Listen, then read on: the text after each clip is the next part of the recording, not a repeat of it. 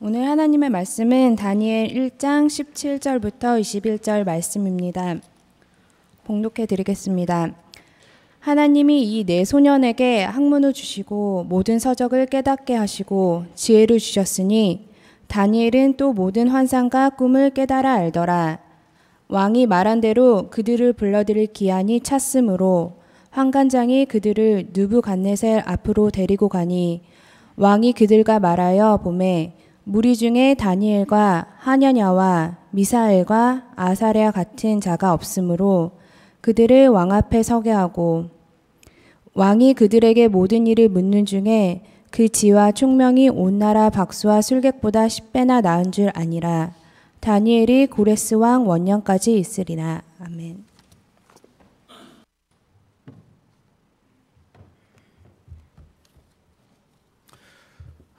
보스턴 한인교회 성도님들을 강단을 통해 다시 뵙게 돼서 무척 반갑습니다. 나 다시 돌아갈래.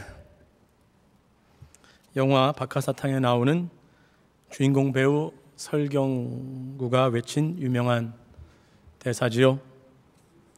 험난한 한국 현대 역사의 흐름 속에서 그 삶과 영혼이 망가져버린 주인공이 20년 전 순수했던 자기의 모습을 그리워하며 달려오는 기차 앞에서 처절하게 이 대사를 외칩니다.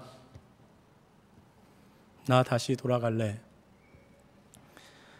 제가 20년 전쯤에 보스턴에 유학 생활을 하고 있을 때 동료 신학생 전도사님이 우리 유학생들 대화 가운데 이런 말을 했습니다. 우리가 유학 생활의 어려움, 외국인으로 살아가는 서러움 이런 것들을 이야기했더니 그분이 이렇게 말했습니다. 그러니까요, 지금 이게 모두 다 비정상적인 상황이고요. 우리 모두 빨리 공부를 마치고 한국으로 돌아가서 다시 정상적인 삶을 살아야 합니다. 이거 외국에 와서 사는 이민의 삶이 정상적인 삶이 아닌 것이라는 것이지요. 아마 다시 돌아갈래 또는 정상적인 삶으로 돌아가고 싶었던 사람 중에 하나가 다니엘이 아닐까 싶습니다. 오늘 본문에서 읽었던 다니엘에 관한 단편적인 말씀들은 여러분들 많이 기억하실 것입니다. 왕이 주는 기름진 음식을 거부하고 채소만 먹었음에도 얼굴이 윤택했던 일, 왕이 꾼 꿈을 알아맞힌 사건이라든가요. 왕 외에는 기도하지 말라고 했는데 하나님께 기도하다가 사자굴에 던져졌지만 밤새 아무 일도 없었던 일들. 좀 더 아시는 분들은 왕이 베푼 연회 만찬에 갑자기 나타난 손가락이 벽에 글씨를 썼는데 아무도 그 글씨를 해석하지 못할 때에 다니엘이 그 글씨를 해석해 준 사건들도 기억하실 것입니다. 그런데 가끔 보면 그 다니엘의 단편적인 사건 뒤에 있는 다니엘이 살았던 그 시대와 다니엘이 살았던 장소에 대한 그런 큰 이해들이 좀 부족할 때가 많이 있습니다.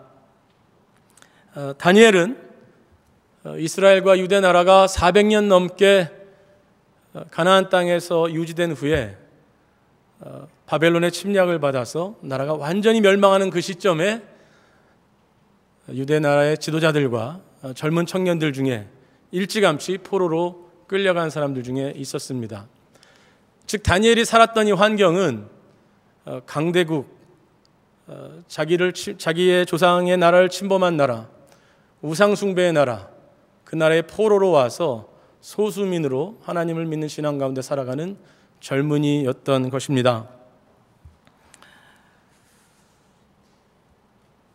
그렇다면 이 다니엘이야말로 나 다시 돌아갈래 또는 정상적인 고향의 삶으로 가고 싶어 하는 마음이 있었을 텐데요.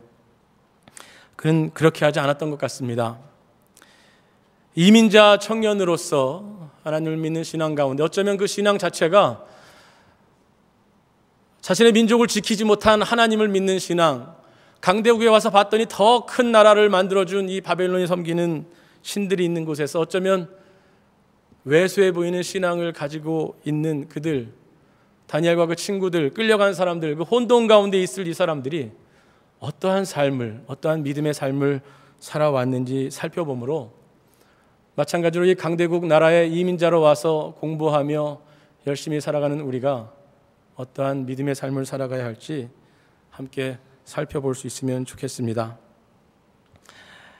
다니엘의 삶을 첫 번째로 규정 지을 수 있는 것이 있다면 그는 그가 정착해 살고 있는 바빌론 그 세상을 축복하는 삶을 살았다는 점입니다. 이 청년 다니엘은요, 평생에 걸쳐서 4명의 왕을 섬기게 됩니다.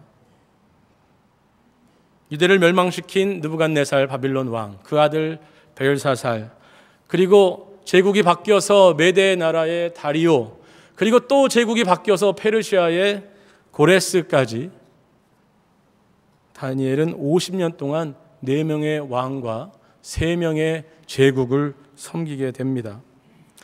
그 속에서 왕들을 도와서 하나님께서 주신 지혜로 왕이 나라를 잘 다스리도록 돕는 역할을 하지요.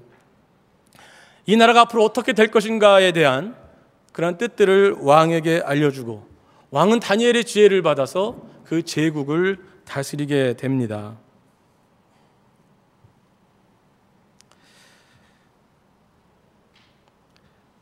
다니엘이 왕들을, 그것도 이방 나라의 왕들을, 그것도 자신의 민족을 멸망시킨 느부갓네살을 비롯한 이 왕들을 섬겼다는 것을, 그리고 그들이 잘 되도록 만들었다는 것을 어떻게 받아들여야 할까요?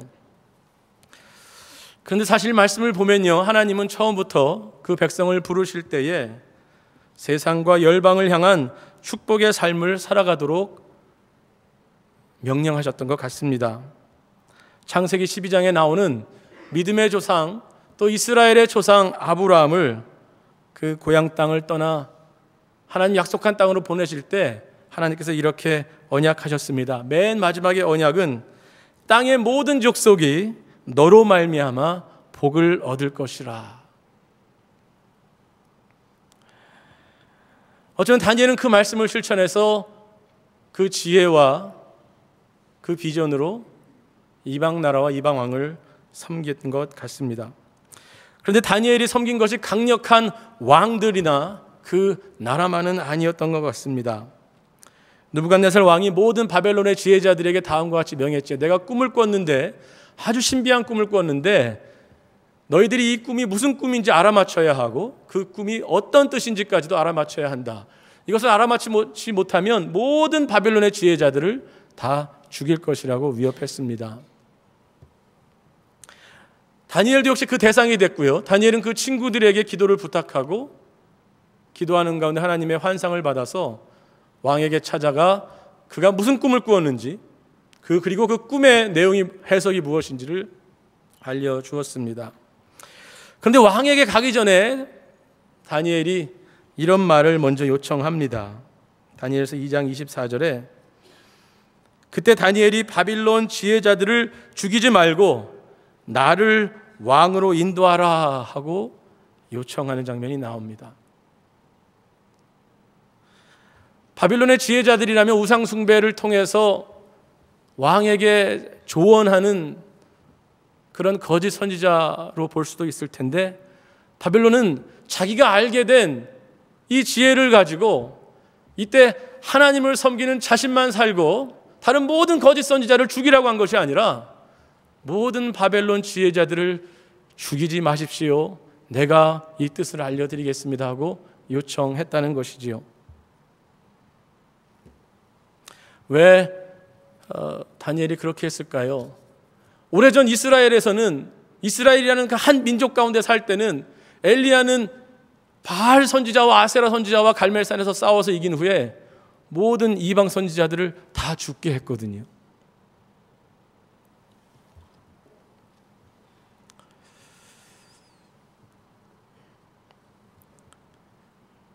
다시 말씀으로 돌아가서 하나님께서 아브라함에게 모든 족속의 복의 근원이 되라고 하신 것처럼 그 이후에 이스라엘 백성들이 출애굽해서 가나안으로 그 이방 땅 가운데 들어가는 그들에게 또 출애굽기에서 이런 말씀을 하십니다.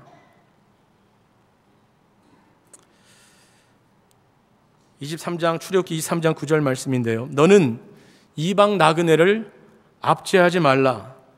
너희가 애굽 땅에서 나그네 되었은즉 나그네의 사정을 아느니라. 하나님께서는 이스라엘 사람들, 하나님의 백성들에게 그 나그네적 영성, 이민자적 영성을 잊어버리지 말라고 권고하고 계십니다. 그 이유가 너희가 나그네 됐던 나그네의 마음을 알기 때문에 나그네 같은 사람을 도우라. 아마 다니엘이 이민자로 나그네 영성으로 살면서 마찬가지로 죽음의 위협 가운데 놓여 있는 그 바벨론의 지혜자들을, 그 위협 가운데, 공포 가운데 있는 나그네들과 같은 그들의 마음을 긍휼함으로 여기고 그들을 죽이지 말라고 한 것이 아닌가 싶습니다. 다니엘은 그 지혜로 바벨론 나라와 그 나그네들을 구하고 섬기는 일을 했습니다. 이민자적 영성은 그러므로 고통받는 사람들, 외로운 사람들의 친구가 되어주고 그들을 인도하는 축복의 삶을 이 세상 가운데서 사는 것입니다. 다니엘을 비롯한 사람들이 바벨론의 포로로 끌려와서 지내고 있을 때, 그때 아직 예루살렘에 남아있는 예레미야 선지자가 있었습니다. 바벨론 땅에서 우리가 이제는 어떻게 살아야 하나 고민하고 있을 먼저 포로로 끌려간 사람들에게 예레미야가 이렇게 권면합니다. 그곳에서 반란을 일으켜라. 빨리 그곳을 탈출해서 이곳을 돌아와라 하지 않고 이렇게 권면하지요. 만군의 여호와 이스라엘의 하나님께서 예루살렘에서 바벨론으로 사로잡혀 가게 한 모든 포로에게 이와 같이 말씀하시니라. 너희는 집을 짓고 거기에 살며 텃밭을 만들고 그 열매를 먹으라. 아내를 맞이하여 자녀를 낳으며 너희 아들이 아내를 맞이하며 너희 딸이 남편을 맞아 그들로 자녀를 낳게 하여 너희가 거기에서 번성하고 줄어들지 않게 하라. 너희는 내가 사로잡혀 가게 한 그 성읍의 평안을 구하고 그를 위하여 여호와께 기도하라. 이는 그 성읍이 평안함으로 너희도 평안할 것임이니라. 바벨론 시대 이후로 하나님의 백성들은 곳곳에 흩어져 이방인의 삶을, 낯선 외국인의 삶을 살아야 했습니다. 그 이후에 그리스도인들도 소수의 사람들로 전 세계에 흩어져 사는 나그네의 삶, 이민자의 삶을 살았고, 동일하게 예레미야는 그들에게 오늘 말씀을 주고 또 오늘 우리에게도 이 말씀을 주고 있다고 믿습니다. 다니엘은 예레미야의 말처럼 그 이후 50년 동안 바벨론과 페르시아에 머물면서 자기가 있는 곳에서 복이 되는 삶을 살았습니다. 여러분도 하나님께서 섭리 가운데 이곳 낯선 땅으로 보내셨고 이곳 보스턴에서 살게 하고 계신다는 그것을 보실 수 있기를 바랍니다. 그래서 이 땅에서 축복의 근원이 되는 그러한 이민자의 믿음의 영성을 가지고 살아가시기를 바랍니다. 창조주 하나님께서 나누어 주신, 여러분에게 주신 전문적인 기술과 지혜와 영성으로 세상을 섬기시기 바랍니다. 이민자의 경험으로 고통을 이해하는 여러분의 따뜻한 마음으로 주위의 다른 고통받는 나그네와 같은 사람들, 소수민들을 위로하시고 도우시는 그런 여러분의 삶이 되기를 바랍니다. 그런데 다니엘이 4명의 왕을 섬겼다고 했는데요, 그건 쉬운 일이 아니지요. 또 제국이 3차례나 바뀌었는데도 살아남았습니다. 그 계속 왕에게 중용이 되었습니다. 신임을 받았습니다. 그렇다면 다니엘은 탁월한 처세술을 하는 사람이었을까요? 기회주의자였을까요? 그래서 어떻게 새로 들어선 권력에 어떻게 붙을 줄 아는, 세상 돌아가는 것을 너무나도 잘 아는 사람이었기 때문에 그렇게 50년 동안 영화와 영광을 누렸을까요? 세상과 타협하는 방식을 너무나도 잘 알았을까요? 그렇지 않았던 것 같습니다. 두 번째, 다윗이 살아간 이민자의 영성의 신앙의 삶은 그는 세상의 우상을 거부하는 삶을 살았습니다.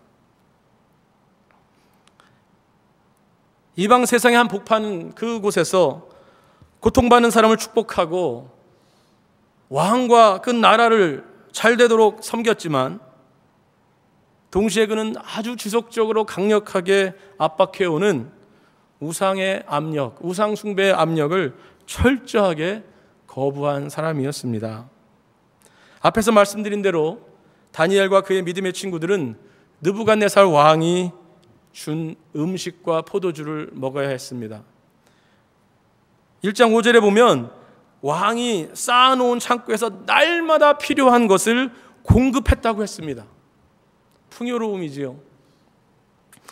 그런데 다니엘이 이 풍요로움이 자신의 영혼을 정결하게 하지 못할 것으로 생각을 했습니다. 그래서 왕의 풍요로운 물질들을 취하기를 거부했습니다. 또한 왕과 제국이 주는 그 권력을 그가 그렇게 탐했던 것 같지도 않습니다. 그는 그저 신실하게 맡겨진 지방이나 왕의 자문에 대해서 응했을 뿐이지요. 왕과 함께 다니엘이 등장하는 장면은 다니엘이 권력을 사정하는 장면이 아니고 왕이 다니엘에게 지혜를 묻는 장면이 대부분입니다.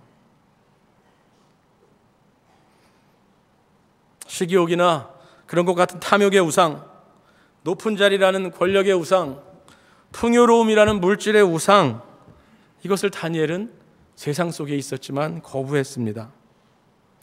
이민자의 영성으로 세상을 축복했고 섬겼지만 세상의 우상들을 경배하라는 요청은 거부했지요. 다니엘이 정권이 4번이나 바뀌고 제국이 바뀌도록 살아남은 것은 그가 처세술이 뛰어났기 때문이 아니라 어떠한 왕이든지 어떠한 제국이든지 그것이 영원한 것이 될 수 없다는, 절대적인 것이 될 수 없다는, 그것은 한낱 우상에 불과하다는 것을 그가 알았기 때문에 오히려 한 왕, 한 제국에 충성하지 않았기 때문에 그는 그 신실한 삶을 지속적으로 살고 세상에 축복된 삶을 살았다고 믿습니다.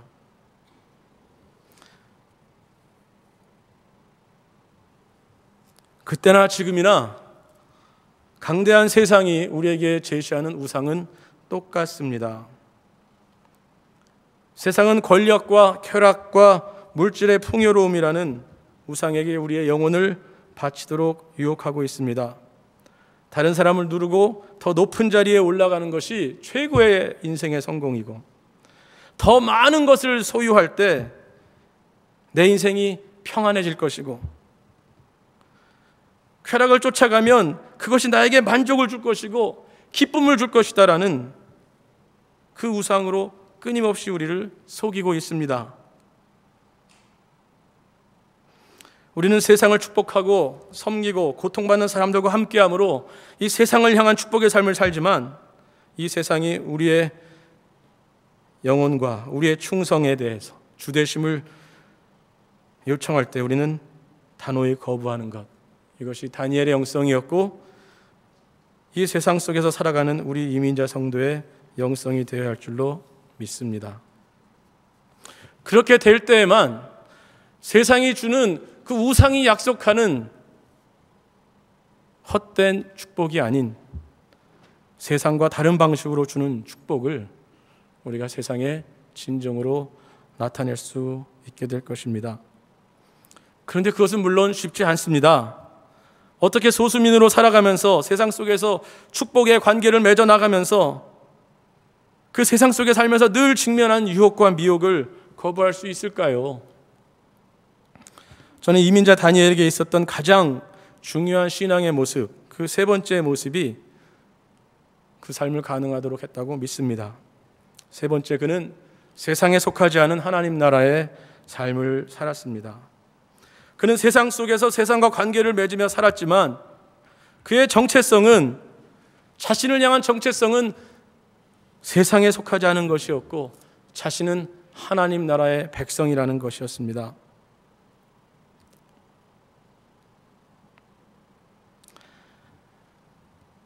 다니엘이 왕이 주는 기름진 음식을 거부했을 때 그는 동료 믿음의 친구들이 함께 있었습니다. 그 믿음의 동료들은 다리오 왕 때에는 불화로에 던져지는 그러한 것들을 함께 겪었던 사람들이지요. 또 꿈을 해석하지 못하면 다 죽게 된다고 했을 때에 이 다니엘은 이 동료 3명에게 기도를 요청합니다.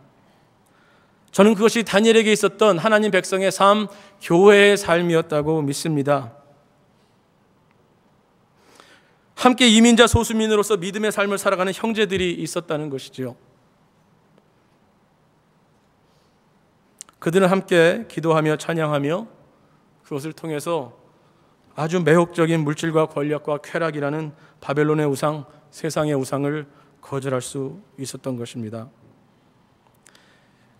다니엘이 하나님께서 환상을 보여주셔서 느부갓네살에게 말할 수 있는 그 환상을 보았을 때 다니엘서 2장 19절 이렇게 말합니다. 다니엘이 하늘에 계신 하나님을 찬송하니라. 수십 년 후에 메대 다리오 왕 때 아무도 왕에 대해서 말고는 어떤 신에게도 기도하지 말라고 했을 때 다니엘서 6장 말씀에 보면 그는 평소처럼 하루 3번씩 무릎 꿇고 기도하며 그의 하나님께 감사하였다 하고 했습니다. 하나님을 찬송하니라, 하나님께 감사하였다.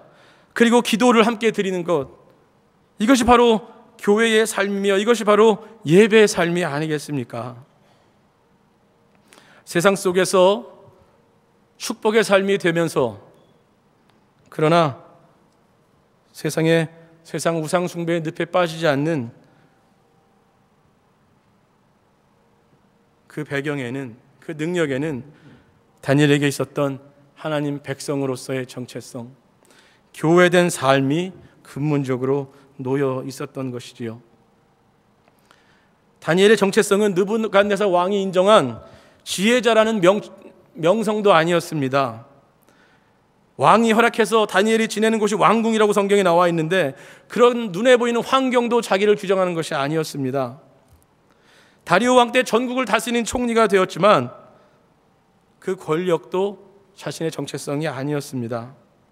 그의 정체성은 늘 하듯이 하나님께 나아가 기도하고 찬양하고 감사하는 하나님의 백성됨이었습니다. 그리고 같은 믿음의 동료들과 함께 하나님을 예배하는 하나님의 백성됨, 그것이 자기의 가장 근본적인 정체성이었지요.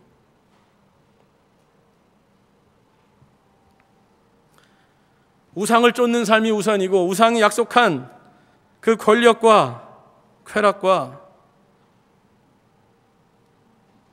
물질을 쫓다가 그것을 좀 더 잘 얻기 위해서, 아니 그것을 추구하면서 내 삶의 위로가 필요하고 또 정보가 필요해서 그 순서가 바뀌어서 내가 가끔씩 교회에 나오는 그런 반대의 순서가 아니었다는 겁니다.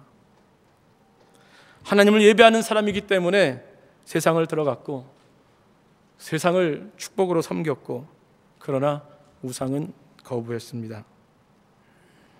이민자 신앙의 핵심은 교회를 이루는 삶을 중심에 놓는 것입니다. 믿음의 식구들과 함께 기도하고 찬양하고 감사하는 이 예배의 공동체를 이루어 나가는 것, 그것이 이 세상을 향한 우리의 가장 축복된 삶입니다. 한 가지 더 말씀드리면, 어떻게 예배를 드리는 것과 세상을 축복하며 섬기되 우상으로 섬기지 않는 것이 어떻게 또 하나 연결될 수 있을까요?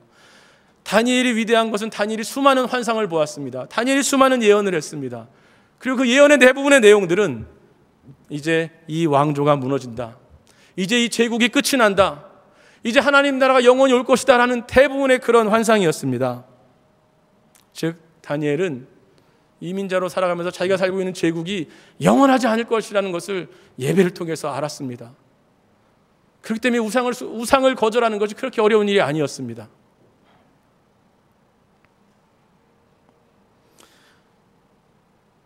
우리는 교회 예배를 통해 세상을 지으신 창조주 하나님을 찬양합니다. 은혜로 세상과 인류를 구속하신 예수 그리스도의 구원의 능력, 그것을 노래합니다. 그리고 눈에 보이는 이 제국과 세상을 새롭게 하시고 심판하실 바로 이 역사를 끝내실 하나님을 선포합니다. 이러한 구원의 역사의 이야기를, 그것들을 나눔을 통해 우리는 이 낯선 땅에서 무엇을 바라보며 살아가야 하는지를 배우게 됩니다.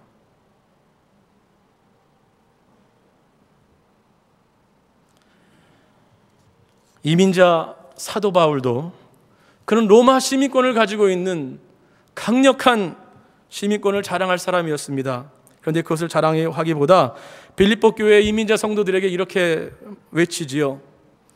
그러나 우리의 시민권은 하늘에 있는지라. 그 역시 교회된 지체들에게 영원한 하나님 나라의 백성이라는 가장 숭고하고 영원하고 흔들리지 않는 정체성을 분명히 붙들기를 원했습니다. 영원한 하나님 나라의 시민권을 둔 사람들은 이 땅의 어느 한 나라에 절대적 가치를 두지 않습니다. 이 땅의 모든 것들은 그저 상대적일 뿐이지요. 바울은 계속해서 거기로부터 구원하는 자 곧 주 예수 그리스도를 기다리노니 그는 만물을 자기에게 복종하게 하실 수 있는 자의 역사로 우리의 낮은 몸을 자기 영광의 몸의 형체와 같이 변하게 하시리라. 우리 이민자들은 한국도 미국도 절대적이 아니라는 것을 우리의 경험을 통해서 알아가는 사람들이지요. 그리고 그러한 삶을 통해서 예수 그리스도께서 온 만물을 새롭게 하실 것을 기다리면서 축복의 삶, 우상 숭배를 거절하는 그러한 이민자 신앙인들을 하나님은 오늘도 사용하고 계신다고 믿습니다. 여러분은 세상 속에 들어가서 축복의 삶을 살고 있습니까? 여러분의 직장에서, 학교에서, 타운에서 이웃들과 그리고 이 나라를 위하여 축복하며 축복을 드러내는 삶을 살고 계십니까? 특별히 이민자의 영성으로 나그네와 같은 사람들, 고난받는 사람들을 긍휼의 마음으로 돌보고 계십니까?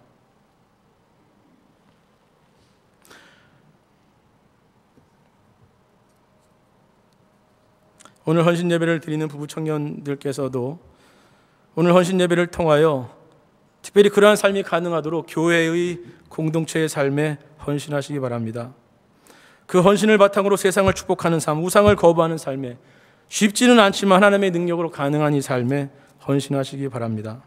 이 영성의 삶을 살기 위해 서로가 격려하고 함께 예배하고 하나의 작은 교회를 이루며 그 안에서 하나님의 구원의 이야기들, 스토리들을 만들어 나가시기를 바랍니다. 그리고 교회 내에 또 다른 작은 교회들을 서로 연결하는 일들을 해주실 수 있으면 좋겠습니다.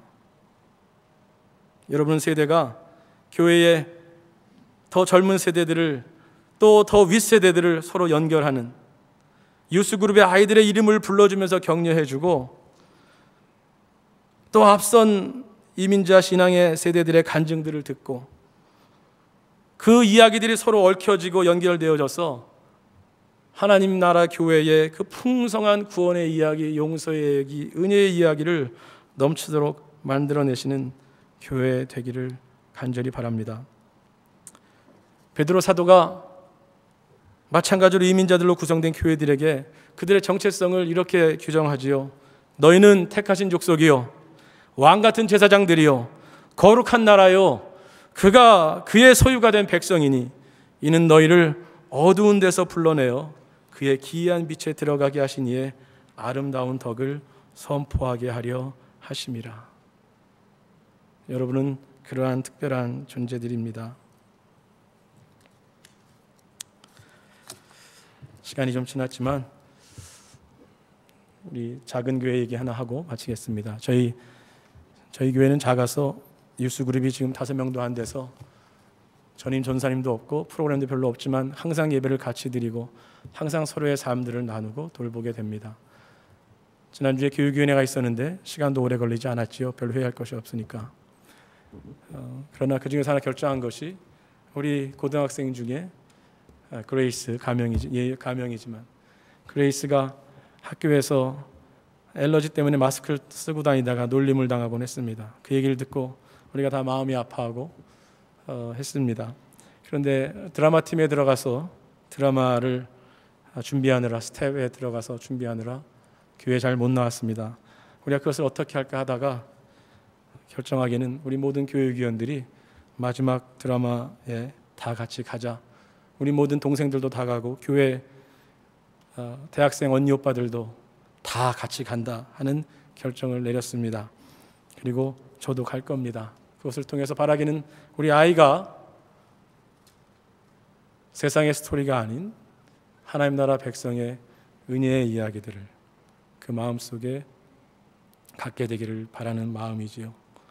하나님 나라의 은혜의 이야기가 풍성한 부부청년부 보스턴 한인교회 되기를 다시 바랍니다. 기도하시겠습니다. 주님, 우리를 하나님 나라 백성으로 불러주셔서 감사합니다. 특별히 이민자로 하나님, 영원하신 하나님을 새롭게 볼 수 있도록 우리에게 함께 하시니 감사합니다. 주여, 기도하옵나니 당신의 백성들을 축복하셔서 그 축복을 가지고 세상 속에 들어가게 하시고 축복된 삶을 살게 하시되 잘못된 우상들을 거절할 수 있는 용기를 허락하여 주시옵소서.